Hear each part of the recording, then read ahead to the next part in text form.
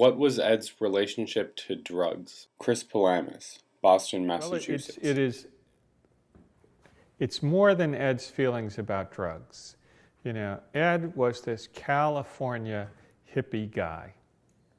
That is, that Berkeley, what was going on there was sex and drugs and rock and roll, and before all of that, politics. You know, and Ed was fully a part of that. And I think a lot of people at times have been kind of embarrassed to talk about his use of drugs. Ed was not embarrassed by it. It's just kind of a measure of how time has passed. Ed enjoyed using weed. He enjoyed using psychedelics.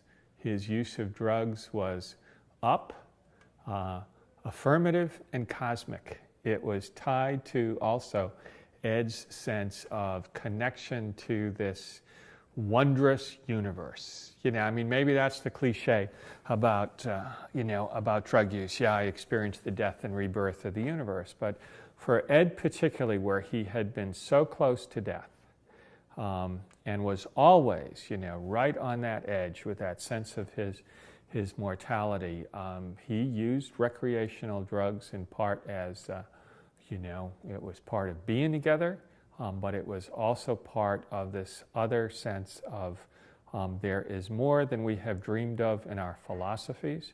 There is more than is going to be explained to us by a rational kind of technical description of the universe. He was not formally religious. He was profoundly spiritual at his core. One of our favorite times with Ed was a moment at a conference, and after that conference, when we were heading off to dinner to meet a group of people across the other side of Berkeley, and I then had sworn off. I was no longer smoking any weed because I'd had hepatitis, but we piled into a van, and we did, as filmmaker, you should appreciate that wonderful scene from Fast Times at Ridgemont High, when Sean Penn and his bros come pouring out of the smoke-filled van. That was a part of the scene. It was part of the 60s, and I think to some extent, many of us who lived through the 60s and are not embarrassed by it see a whole campaign of just say no. There are serious things about intoxication that have to be dealt with that no one is going to deny.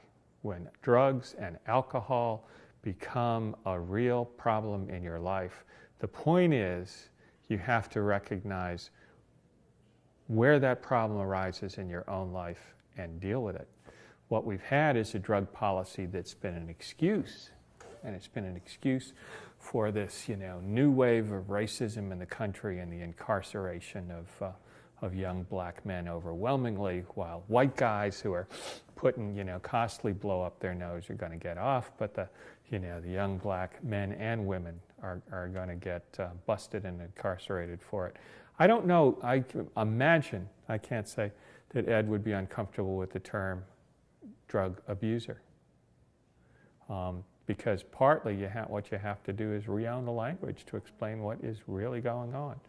There are bad people who are in prison for doing things with drugs violently, for doing things around the marketing of drugs violently, and there are a whole lot of people who in their own lives use drug and ended up in the slammer because of their race, their class, and other conditions. So everybody,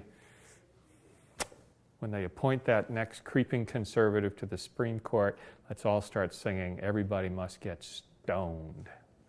And one of the important things about the 60s also was that white people had to realize at some level politically that it was important to become outlaws, that it was important to start taking at many levels the risks that black folks and Native Americans, Indians, and others were taking. And I think that's where Brother Ed was at.